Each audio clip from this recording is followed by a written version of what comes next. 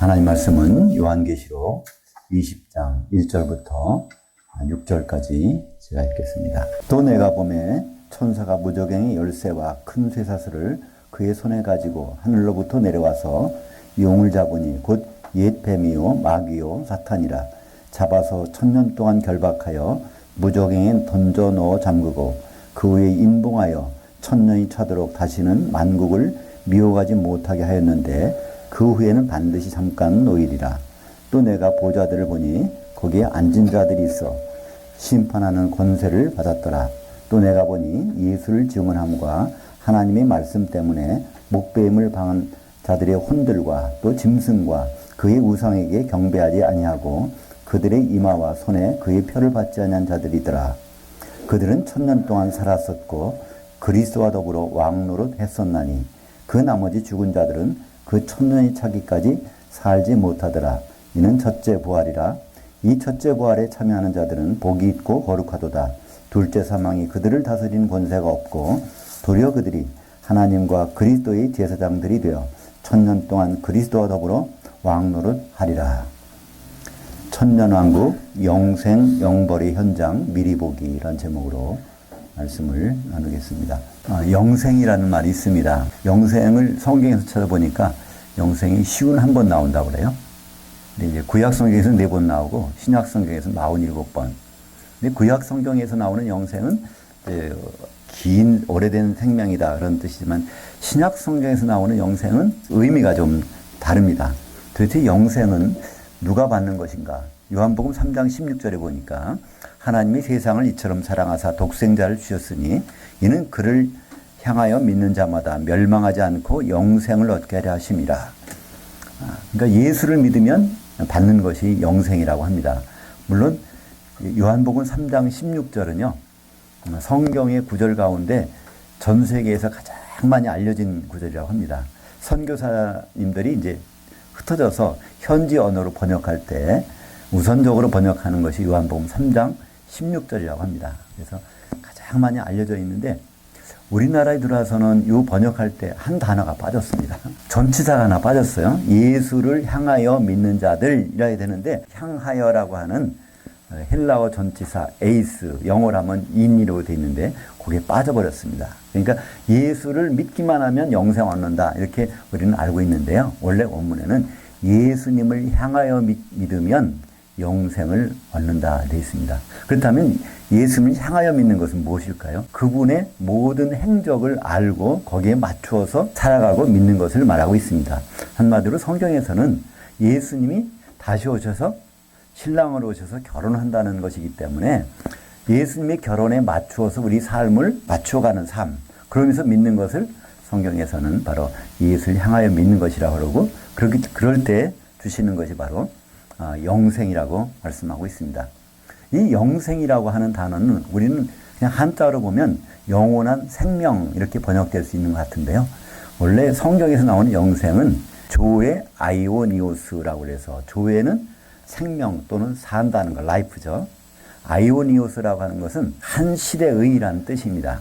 한 시대의 담, 그러니까 지금 이 시대가 아니라 다음 오는 한 시대의 삶을 예수님과 더불어 지내는 것, 그것을 성경에서는 영생, 그러니까 앞으로 예수님 오셔서 1000년 동안 왕노릇 하시기 때문에 그러니까 영생의 기간도 예수님과 1000년을 같이 지내는 것을 영생이라고 말씀하고 있죠. 그래서 이 영생이라고 하는 것은 그냥 무조건 긴 시간이 아니라 앞으로 예수님과 1000년을 지내는 시간이라고 성경에서는 예외 없이 말씀하고 있습니다. 그래서 항상 영원하다고 우리가 번역된 것은 아이오니오스, 한 시대. 우리는 시대라는 것은 어떤 데 쓰이죠? 우리는 지금 이 시대에 살고 있는데 역사적으로 보면은 우리에게 삼국시대도 있었고 고려시대, 이조시대, 일제 침략 시대도 있었고요. 지금은 이제 우리 다시 주권을 회복한 시대가 되는데 영적으로 보면요. 마귀가 왕노릇하는 시대가 있고 그 다음에 마귀가 왕이 아니라 예수님이 왕노릇하는 시대가 됩니다. 그 시대를 여기서 예수님은 우리말로 번역하고 있는 영원한 시대 이렇게 번역이 돼버린 것이죠. 그래서 성경에 보면요. 우리가 하나님의 나라, 천국, 그리스도의 나라 이것을 좀 혼동하기 쉽습니다. 근데 하나님의 나라와 그리스도의 나라는 좀 구분됩니다. 전혀. 그죠? 예를 들어서 하나님 나라는요, 예수님이 이 세상에 계실 때 이미 존재했었어요. 그죠? 누가복음 17장 20절에 보면 바리새인들이 예수님께 와서 질문합니다. 선생님, 하나님의 나라가 언제쯤 옵니까? 그랬더니 거기서 예수님이 말씀하시기를 하나님의 나라는 여기 있다 저기 있다 그런 것이 아니라 바로 너희 가운데 이미 있느니라. 바리새인들은 지금 예수를 안 믿는 사람들이에요. 그죠? 근데 이미 그 가운데 있다는 거예요. 그들이 하나님 나라를 느끼지도 못하고 보지도 못할 뿐이라는 거예요. 또 마태복음 12장 28절에 보면 내가 성령을 힘입어서 이 귀신 쫓아낸 것이라면 하나님 나라가 이미 너희에게 임하여 있느니라. 그때도 대화 상대는요, 바리새인들입니다. 예수 안 믿는 사람하고 대화를 하면서 하나님 나라가 이미 거기에 와 있다는 겁니다. 근데요, 예수님의 나라, 그리스도의 나라는 아직은 안 온 것입니다. 십자가를 지시기 바로 전에 빌라도의 법정에서 40대 이제 매를 맞으시고 그때 빌라도가 질문하잖아요. 예수님께. 요한복음 18장 36절에 보면 예수님 질문합니다. 당신이 유대인이 왕입니까? 이 빌라도는요, 심각한 질문이었었어요. 자기는 이스라엘이 총독인데 이 이스라엘이 갑자기 반역을 일으켜서 독립해버리면요, 자기 총독 자리는 그 자리로 로마 황제로부터 잘리거든요.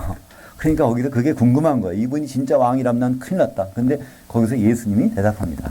맞다는 거예요. 나는 왕이라는 거예요. 근데 거기서 한마디 덧붙입니다. 근데 내 나라는 여기 있는 것이 아니다. 여기에 속한 것이 내 나라가 아니다. 그거를 거듭해서 말씀을 하셨습니다. 그랬더니 빌라도가 안심이 되는 거잖아요. 그래서 이분에게는 죄가 없다. 죄가 없다. 그러지만 사람들은 결국은 예수님을 십자가에 매달게 하는 것입니다. 분명히 예수님이 말씀하셨어요. 내 나라는 여기에 있는 것이 아니다. 만약에 내 나라가 여기 있다면 이미 천사들, 내 사자들을 불러가지고 유대인들에게 잡히지 않게 할 수도 있다는 거예요. 그렇기 때문에 하나님의 나라와 그리스도의 나라는 전혀 구분된다고 볼 수 있습니다. 그렇다면 그리스도의 나라는 무엇일까요? 원래 나라라는 단어는 왕국이란 뜻입니다. 바실레이아. 왕국하고 공화국은 다르잖아요. 우리나라는 왕국이 아닙니다. 그러니까 왕국이라는 것은 왕이 반드시 있어야 되고요. 그 왕이 바로 예수님 왕으로 오신다는 얘기 아닙니까? 그러니까 예수님이 왕으로 오셔서 통치하는 그 시대가 천년왕국 시대고 그리스도의 왕국이고, 지금은 세상 왕은 바로 이제 사탄에게 허락해 주셨죠. 잠시 동안. 그렇다면 이 천년왕국은 어떻게 시작될까요? 천년왕국이 시작되는 시점이 성경에 나와 있습니다. 고린도전서 15장 23절과 24절을 제가 읽겠습니다. 그러나 각각 자기 차례대로 되리니 먼저는 첫 열매인 그리스도요, 다음에는 그가 강림하실 때 그리스도에 속한 자들이요, 그 후에는 마지막이니 그가 모든 통치와 모든 권세와 능력을 멸하시고 그 나라를 아버지 하나님께 바칠 때라. 이건 부활을 설명하시면서 예수님이 첫 번째로 부활하신 분이시고, 그러니까 성경에서 부활이라는 것은 영의 몸으로 부활하는 것을 말합니다. 그죠? 어떤 사람이 죽었다가 갑자기 깨어나는 거, 이건 부활이 아닙니다. 깨어날 때 영의 몸으로 부활하는 첫 번째가 예수님이시잖아요. 그래서 예수님이 첫 번째 부활하시고, 그 다음에 언제 부활이냐면 그리스도께서 강림하실 때, 재림하실 때, 그때 거기 그 안에 있다가 일어나는 사람들, 예수 믿는 성도들이 일어날 때, 그때가 두 번째 부활이고, 그 다음에 마지막 부활이 있다는 거예요. 그때는 그 나라를, 예수님이 통치하시던 그 나라를 이제 아버지께 바칠 때, 백보자 심판 때까지가 그때 마지막 부활이 있다는 것입니다. 그러니까 백보자 심판 때 앞에서 심판받는 사람이 이제 세 가운데서 나오게 되는데, 그래서 부활을 중심으로 시대를 이제 구분해 주셨어요. 그렇기 때문에 이제 천년왕국이라는 것은 그 아버지께 나라를 바치기 전까지니까, 예수님 재림하셔서 우리가 부활하고, 그 다음에 천년 동안 있다가 이제 백보자 심판이 열리는데, 그 기간 동안을 성경에 천년왕국이라고 말씀하고 있습니다. 사실 성경에 천년왕국이라는 단어는 없습니다. 그래서 어디가 천년왕국이 있느냐 이렇게 얘기를 하죠.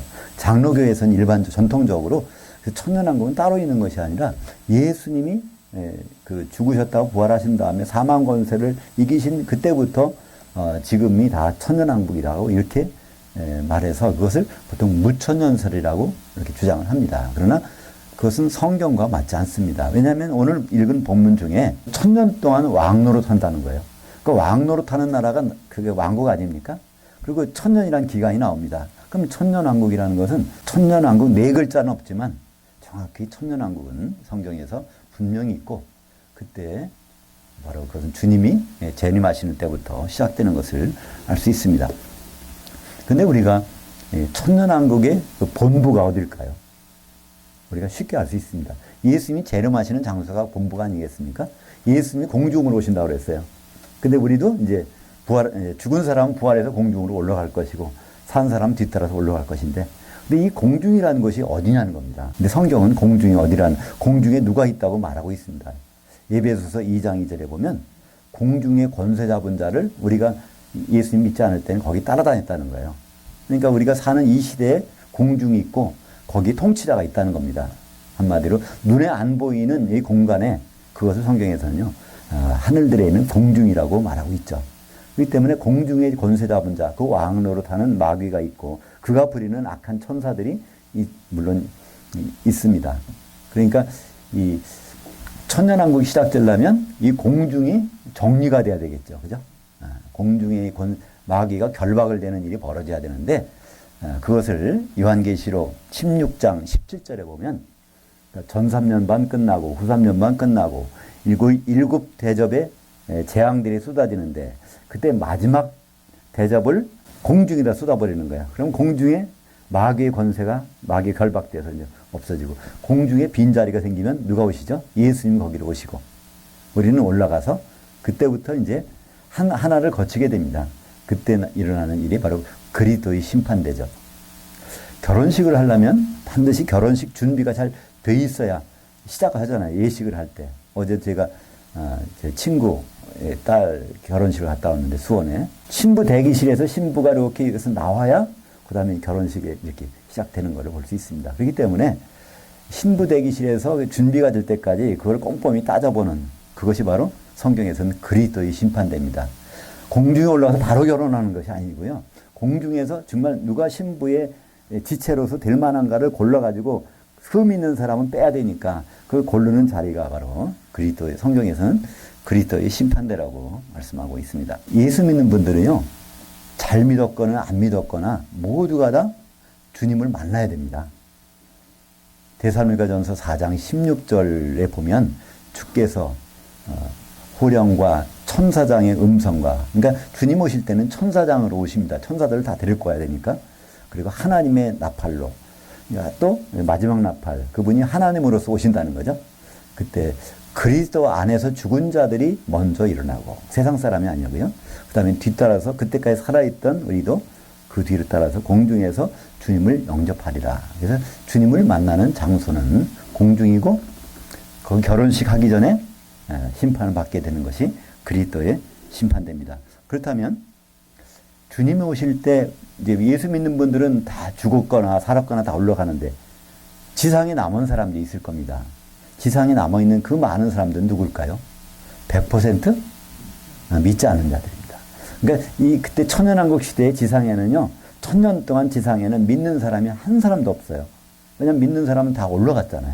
그러니까 안 믿는 사람, 불신자들이 천년왕국을 점유하고 살아가게 됩니다.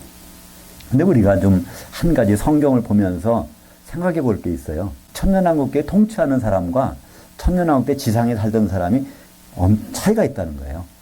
왜 그럴까요? 공중에 올라가면 이런 몸으로 가는 것이 아니잖아요. 그죠? 영의 몸을 입고 가기 때문에, 쉽게 말해서 애벌레가 있는데 나비가 돼서 올라갈 때 나비하고 애벌레는 틀리는 것처럼 우리는 그런 몸으로 다 올라갑니다. 그러니까 지상에 있는 사람들은 지금 있는 몸으로, 지금 우리가 살고 있는 몸을 성경에서는 혼의 몸이라고 합니다. 이 혼이라는 건 뭐죠? 쉽게 말하면 우리 생각하는 겁니다. 그죠? 내 자신이 혼입니다. 생각하고 느끼고 하는 모든 것들이 혼인데, 그 혼이 이 몸에 들어와서 살고 있는 것이죠. 이거는 아담 때부터 이렇게 되어 있습니다. 그래서 혼이 떠나가면 이 몸은 뭐가 될까요? 시체가 되잖아요. 혼이 다시 들어오면 이제 또 살아있는 거고. 이런 상황이 반복되는 것이 이 세상의 삶인데, 부활하게 되면 이런 몸은 다 버리고 이제 영의 몸으로 바뀌어서 예수님처럼, 그죠? 그래서 이제 올라가게 되기 때문에 많은 분들은 지상재림을 얘기합니다. 예수님이 오시면 공중에 올랐다가 혼인잔치 끝나고 나서 지상에 내려오신다고 그래요. 근데 그게 가능할까요? 지상에 설사 내려온다고 하더라도 서로 못 알아보잖아요. 부활하신 예수님을 아무도 못 알아보잖아요. 그죠? 네, 그것처럼 그때 우리가 내려올 일도 없고요. 영의 몸을 입고 여기 와서 어디 뭐 슈퍼마켓 가서 먹을 거 사 먹고 뭐 하겠습니까? 그런 몸이 아니거든요. 그죠? 그래서 우리는 이제 공중에 올라간 다음부터는 이 지상에 내려올 일은 없습니다. 오히려 지상이 아니라 거기서 떨어지면 어디를 가죠?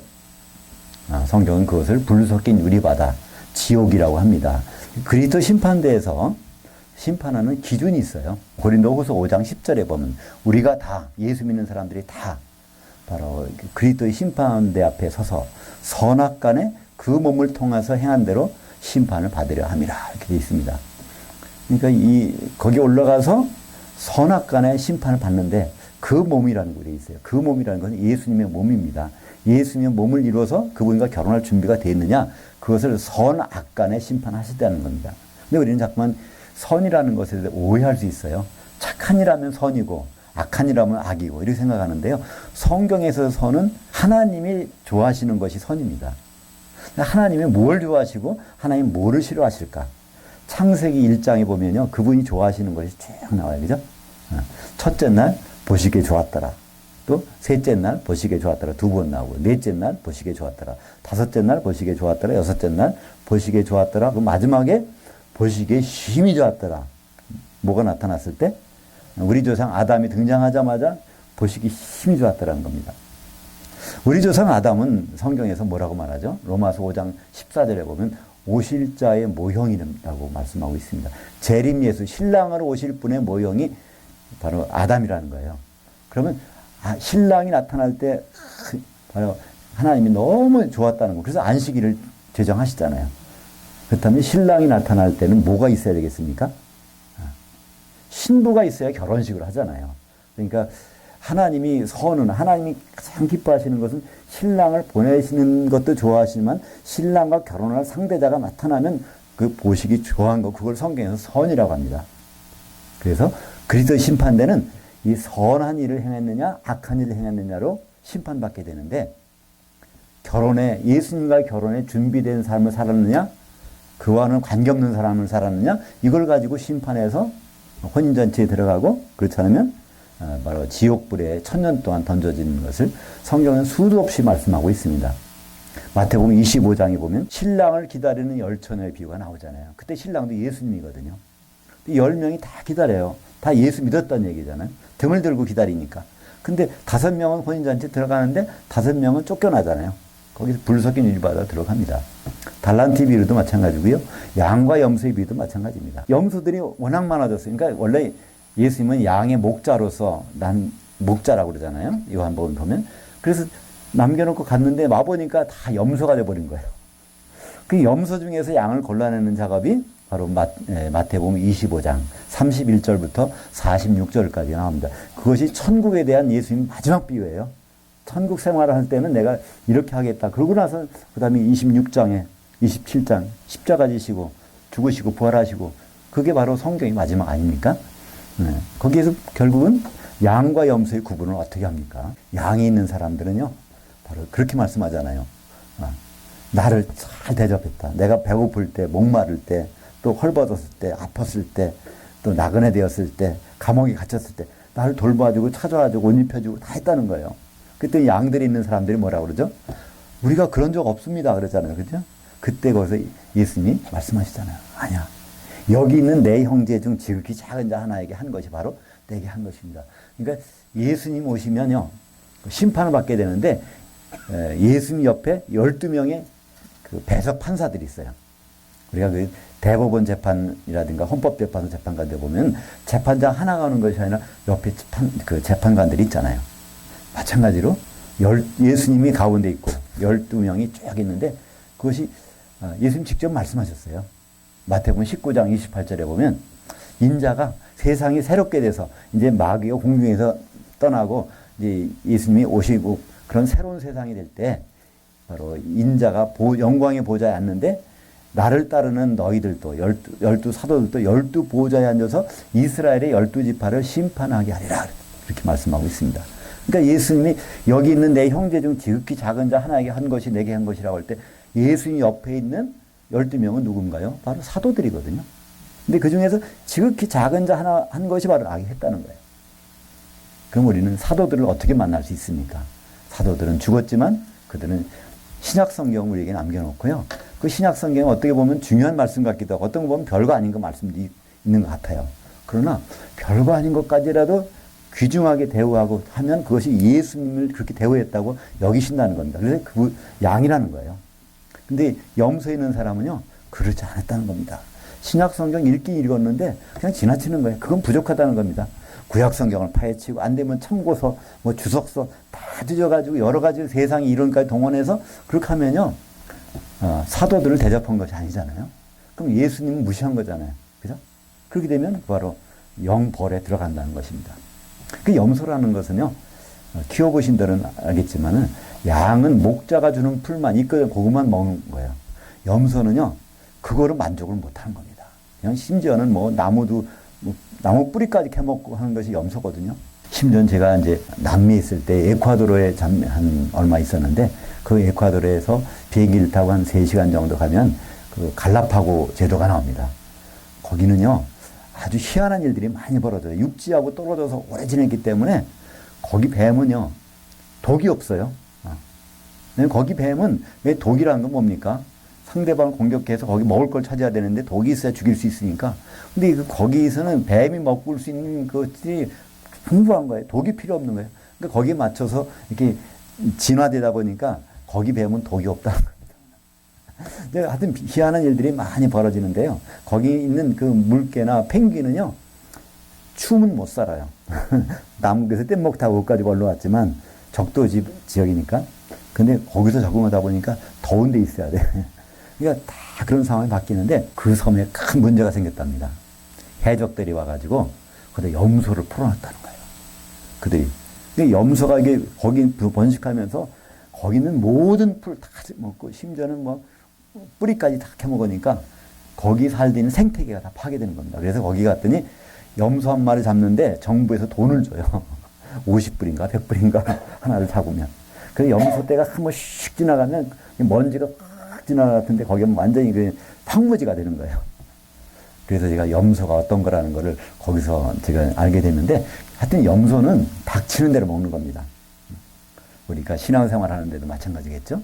예수 믿는 것도 마찬가지입니다. 주님이 하시라는 것만 하면 좋은데 그거 말고 나름대로 이렇게 하는 거. 그것을 성경에서는 염소라고 말씀하고 있고, 그래서 오늘 제목이 천년왕국, 영생, 영벌의 현장, 미리보기입니다.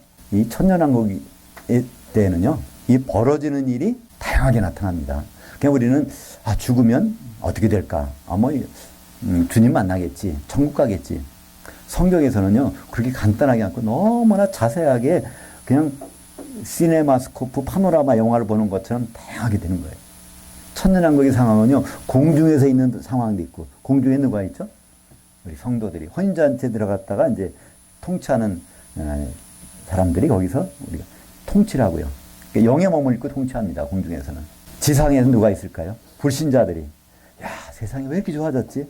공해도 없고, 뭐 미세먼지도 없고, 그냥 이렇게 살기 좋은 게, 1000년 동안 이렇게 사는 거 얼마나, 마귀가 없으니까 이간시키는 일도 없어요. 누구하고 상처받을 일도 없어요, 거긴요. 그죠?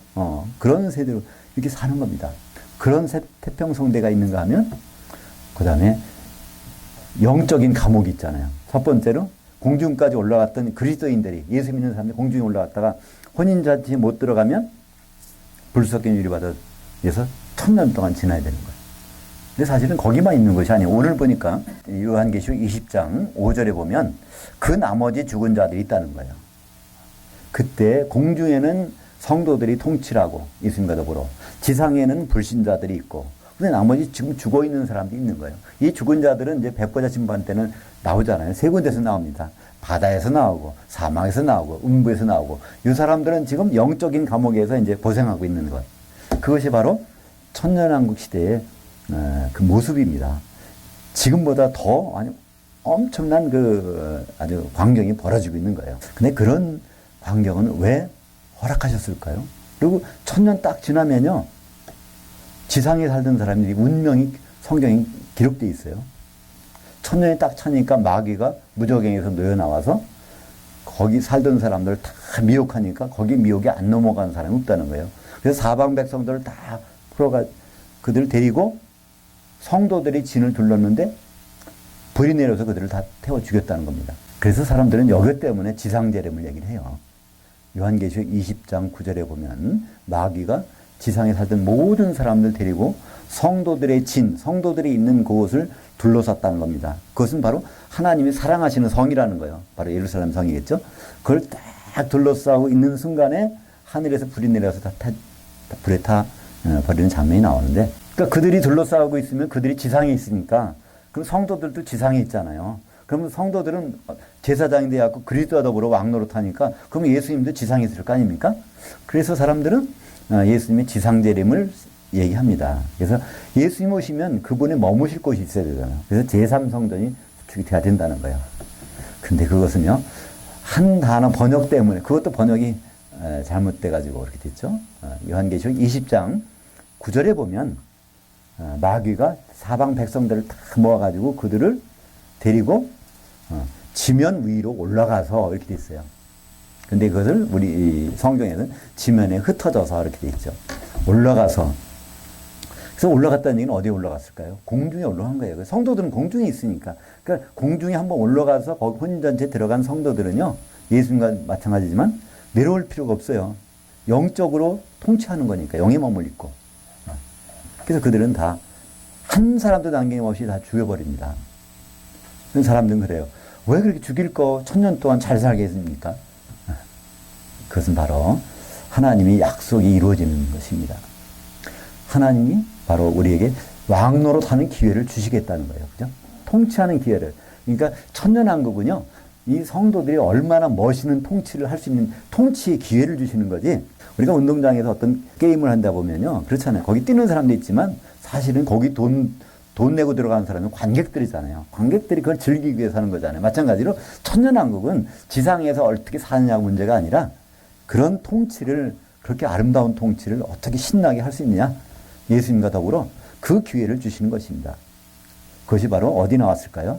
창세기 1장 26절에 보면 하나님이 그 계획이 나옵니다. 하나님이 이르시되 우리의 형상을 따라 우리의 모양대로 우리가 아담을 만들고 그들로 바다의 물고기와 하늘들의 새와 가축과 온 땅과 땅에 기는 모든 것을 다스리게 하자 하시고, 그래서 아담을 지어서 그들의 후손, 그들로, 아담은 단수잖아요. 근데 그들로 통치를 하게 하시겠다는 거예요. 이 모든 짐승들, 그들을 다 통치하게 하시겠다는 것입니다. 근데 그 일이 이루어졌나요? 1장 27절에 보면, 그 다음에는 아담이 아니라 형상대로만 있는, 그죠? 혼만 있는, 영이 없는 그 인간을, 그것도 하나가 아니라 남녀로 창조해서 그들로 1장 28절에 보면 생육하고 번성해서 땅에 충만하고, 그죠? 모든 걸 다스리라. 그들은 아담의 후손이 아닙니다. 영이 없는 사람들이에요. 그들은 왜 그런 복을 받았을까요? 아담의 후손들이 이제 앞으로 노아 홍수에 제대로 세상에 나가서 살 환경을 조성하기 위해서, 그죠? 노아 홍수에 창조된 그 인간들은, 영이 없는 인간들은 다 죽었잖아요. 노아의 8식구 빼놓고는. 그래서 노아의 후손들이 이 세상을 살 수 있도록 짐승을 길들여놓는 역할을 한 것 뿐입니다. 한마디로 아담의 후손은요, 그런 기회를 한 번도 받은 적이 없어요. 더구나 아담은 누굽니까? 오실 자의 모형이잖아요. 예수님 모형. 그러니까 재림 예수께서 하실 그 일을 창세기 1장 26절에서 그 후손들, 바로 우리와 더불어 하는 일들을 말씀하셨고, 그 일이 1000년 동안 벌어집니다. 창세기 1장 26절은 물고기하고 짐승을 다스리는데, 거기는 여기 천년왕국 때는요, 사람을 다스리잖아요. 하나님 보시기에는요, 불신자라고 하면, 또는 영이 없다고 하면요, 하나님 보시 짐승하고 똑같잖아요. 짐승과 우리의 차이, 공통점은 혼이 있다는 겁니다. 그죠? 네. 혼이 있었기 때문에 살고, 혼이 있기 때문에 이 식물도 마찬가지로 혼이 있기 때문에 사는 거지, 혼이 떠나가면 식물 말라 죽습니다. 네. 고양이나 뭐 소나 모든 것도요, 혼이 떠나가면 죽어버려요. 혼이 있는 거예요. 사람도 창조된 인간도 마찬가지로 혼이 떠나가면 죽습니다. 그러나 아담의 후손들은, 바로 우리는 영이 있기 때문에 죽는 것으로 끝나지 않잖아요. 우리는 죽어서 끝나는 것이 아닙니다. 그래서 주님 오시면 1000년 동안 통치하는, 왕노릇하는 기간이 있고, 그것이 딱 끝나면 이제 아버지께 그 나라를 바칠 때 백보자 심판이 나타나게 되는 것입니다. 오늘 보니까 계시록 20장 4절에 보면 내가 보좌들을 보니 거기 앉은 자들이 있다고 되어 있어요.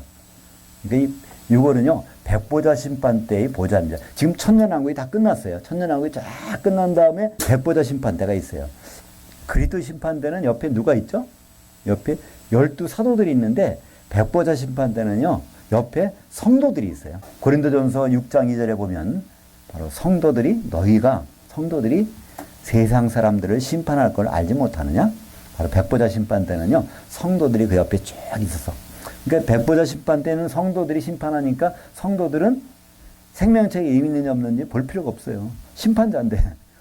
심판 받는 사람이 그걸 따지는 거죠. 그래서 이기는 자들은 둘째 사망, 불못의 해를 전혀 받지 아니하리라고 말씀하고 있습니다. 근데 거기에 사도 요한은 그걸 다시 한번 보니까 보좌에 쭉 앉아있는데 일부는 어떤 사람이 있다는 거예요. 순교자들도 거기 있다는 겁니다. 이걸 잘못 생각하면요, 순교자들만이 심판한다고 그렇게 생각을 해요. 그건 그렇지 않습니다. 먼저 본 거는 심판대에 앉은 사람들을 쫙 본 거고, 두 번째 본 거는 그 중에는 순교자들이 있는데 왜 순교당했는가 했더니 하나님 말씀을 증언하다가 두 중인 교회겠죠. 거기 성도들이겠죠. 또 하나는 그 짐승의 표, 그러니까 후 3년 반 동안에 순교자들, 서머나 교회하고 이제 버가모 교회겠죠. 그런 사람들도 거기에 있더라는 겁니다. 그래서 이 모든 사람들, 순교자만이 통치하는 것이 아니라 바로 심판의 보좌에 앉은 모든 사람들은 어떤 일이 있었냐면 1000년 동안 살았었고 1000년 동안 예수님과 더불어 왕노를 했었다는 것. 1000년 지난 다음에 그 시점에서 백보자 심판대 시점에서 설명하고 있는 것입니다. 근데 이 부분도요, 어떤 분들은 이렇게 살아나서 1000년 동안 통치하다 이렇게 번역해 버립니다. 그러니까 부활했다고 생각하는 거예요. 여기서 부활은요, 그 의미가 아닙니다. 1000년 동안 살아있었고 1000년 동안 왕노를 했었다는 것을 말씀하고 있습니다. 그것이 바로 심판의 보좌에 앉은 사람들이죠. 이제 거기에서 5절에 있는 것은 그 나머지 죽은 자들. 이 부분은 이제 요한계시록 20장 13절에 보면 거기에 나오죠. 1000년이 딱 지난 다음에 세 가운데서 나옵니다. 그 바다에서 나오고 사망에서 나오고 음부 가운데서. 바다에서 누가 나올까요? 그 바다는요, 거기 그 바다라고 되어 있어요. 그냥 바다가 아닙니다. 불 섞인 유리바다. 지옥에 들어가서 1000년 동안 있던 사람들이 이제 살아나서 심판대 앞에 서게 되고, 또 사망 가운데서, 이 사망은 구약에 믿음으로 죽은 사람들은요, 사망 가운데 있습니다. 그것은 누가복음에서는 아브라함의 품이라고 되어 있어요. 아브라함의 품. 근데 이 사망하고 음부의 차이점이 뭘까요? 음부는 불신자들은요, 거기 가서 잠을 잘 수가 없어요. 불면증에 시달립니다. 평생, 그죠? 거기서 그러니까 궁시렁 말하잖아요. 누가복음 6장 19절 이하에 보면 부자와 나사로의 말씀을 하십니다. 누가복음 16장에 나오는 19절 이하는요, 이건 비유가 아닙니다. 실화입니다. 지금 있는 상황이 그렇다는 거예요. 둘이 같이 살았는데 부자는 음부에 가 있고 나사로는 아브라함 품에 있다는 겁니다. 그 아브라함도 사실 죽었잖아요.